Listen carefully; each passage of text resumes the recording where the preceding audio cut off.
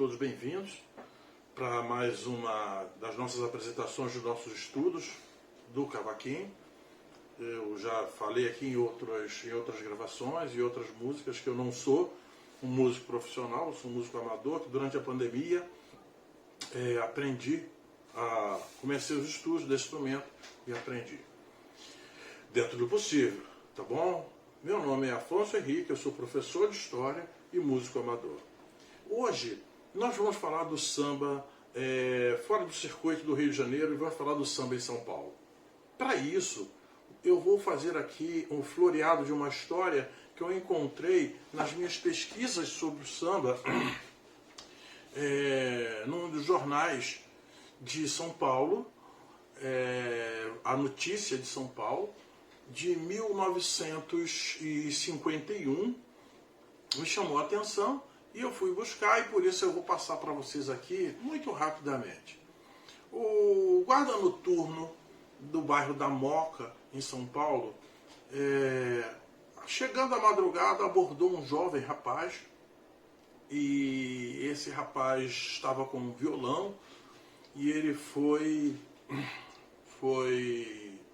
abordado como se fosse um dos chamados vadios, dos malandros da madrugada, porque era assim que era o Brasil dos anos de 1950. Os músicos, os atores eram tidos como malandros, como vagabundos.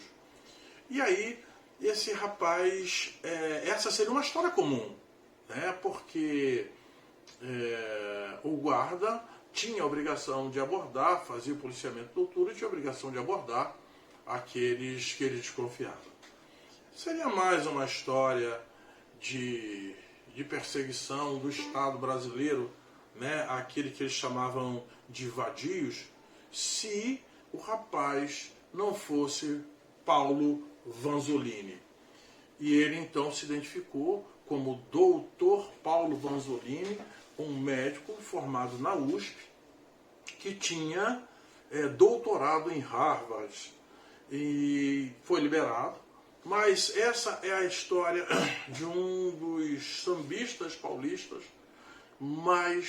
que tem uma música das antigas que eu gosto de trazer aqui, com grande sucesso.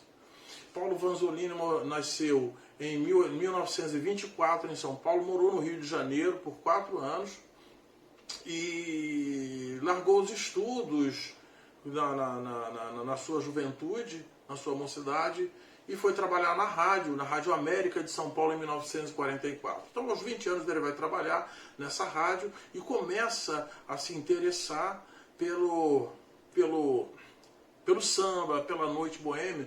Isso porque, em 1942, quando ele ingressa na Faculdade de Medicina da USP, em São Paulo, ele, com os amigos, começa a frequentar a noite, aquela coisa de universitário que vai para a noite, e começa a gostar da vida boêmia, e ele então começa a compor samba. O primo chama ele em 1944, para trabalhar na rádio, ele vai, e ele depois, em 1949, já formado em medicina, ele vai para os Estados Unidos para estudar em Harvard, vai se especializar em zootecnia, mas também não vai abandonar a música.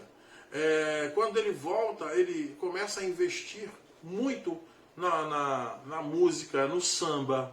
E em 1959, ele vai compor a música que nós estamos trazendo hoje, que é a Volta por Cima.